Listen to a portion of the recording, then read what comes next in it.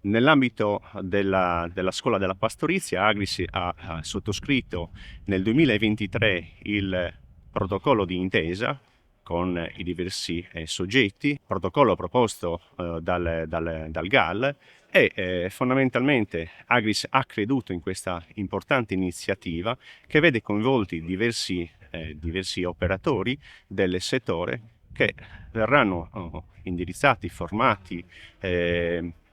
professionalizzati nell'ambito del settore zootecnico, e presso Agris, il centro di ricerca di Bonassai, un'azienda importante di oltre 320 ettari,